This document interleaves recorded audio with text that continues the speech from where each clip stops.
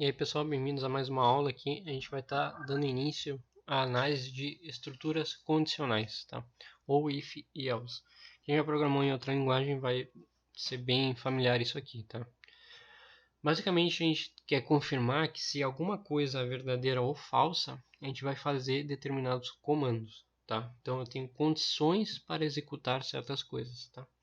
Então a notação básica é se, tá? E aqui se já é uma condicional e aqui eu tenho o argumento da minha condição, tá? Que é o que eu quero verificar se é verdadeiro ou falso, tá? Então, se essa condição 1 aqui for verdadeira, eu vou fazer isso aqui, ou enfim, os comandos que eu quiser fazer. Se não, então, isso aqui não é verdade, isso aqui é falso, eu vou pular para essa linha e vou verificar. Então, se isso aqui for verdadeiro, se não ser, então ele vai verificar se essa condição 2 aqui for verdadeira, ele vai executar algumas outras coisas. Se não, se nenhuma dessas coisas aqui for verdadeira, ele vai executar outra coisa, tá? Que é o nosso else. Então, trazendo aqui para o Python, a gente vai querer verificar qual número é maior. Então, eu vou declarar um inteiro salvando na minha variável a, que vai ser o meu carro. Ou melhor, o meu número 5. E minha variável b, que é o número 3. Acabei misturando, né, das aulas passadas, peço desculpa. Então aqui a gente vai colocar if a maior que b, então ele vai verificar se isso aqui é verdadeiro, e aí ele vai printar a é de fato maior do que b. Se não ser, a gente vai denotar isso aqui elif, tá? Que é basicamente a gente diminui isso aqui, isso quer dizer else if, se não ser, tá? A gente denota como elif no Python, tá? Tem linguagens que a gente usa else if mesmo. Se não, se A é menor do que B, eu vou colocar print A é, ou melhor, B é maior do que A. Se nenhuma dessas duas aqui é verdadeiro, quer dizer que A é igual a B. Eu poderia também colocar aqui um elif A igual a B. Ele vai verificar se isso aqui é verdadeiro e ele vai printar A é igual a B. Só que eu não precisaria colocar mais uma condição, tá?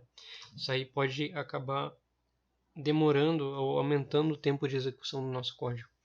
Então a gente deixa só else porque, enfim, só resta A ser igual a B, no caso, tá? Claro que garantindo que os dois sejam inteiros, né? Se um for string, aqui já vai dar algum erro aí.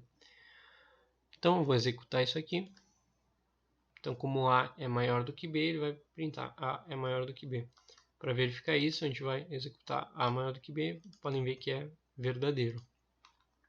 Se eu colocar B igual a 5, por exemplo, A é igual a B. E a gente executar isso aqui de novo, a gente vai ver que é falso, tá?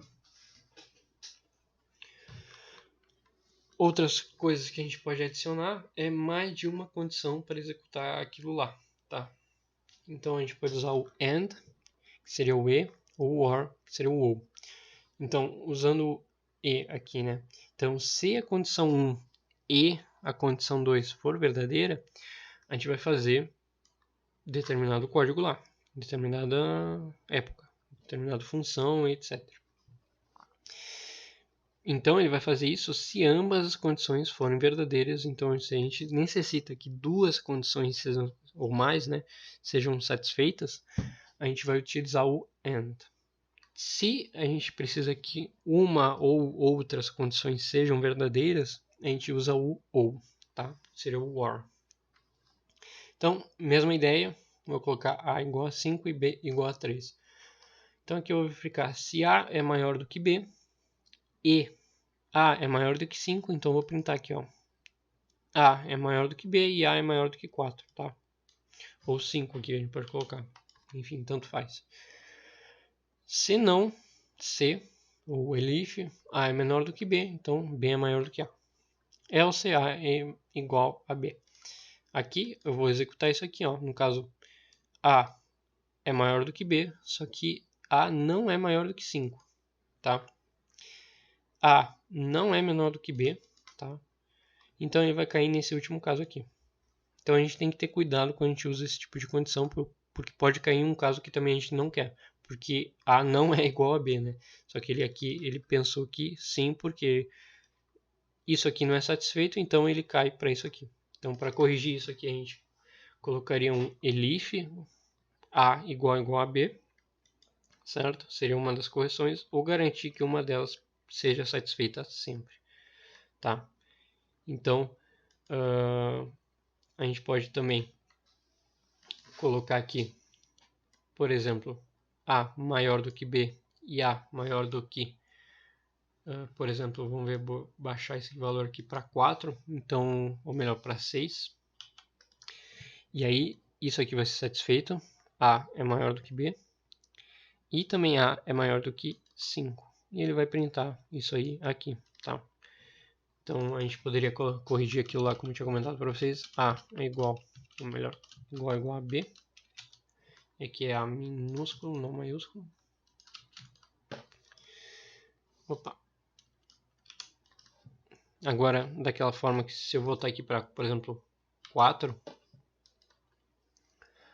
ele não vai cair nesse caso aqui, ele vai achar, aqui, desculpa colocar um end, ele não vai printar nada, porque nenhuma das condições aqui é satisfeita, né? Então, se A é maior do que B e A é maior do que 5, então A é maior do que B, só que A não é maior do que 5. Então, isso aqui não vai acontecer.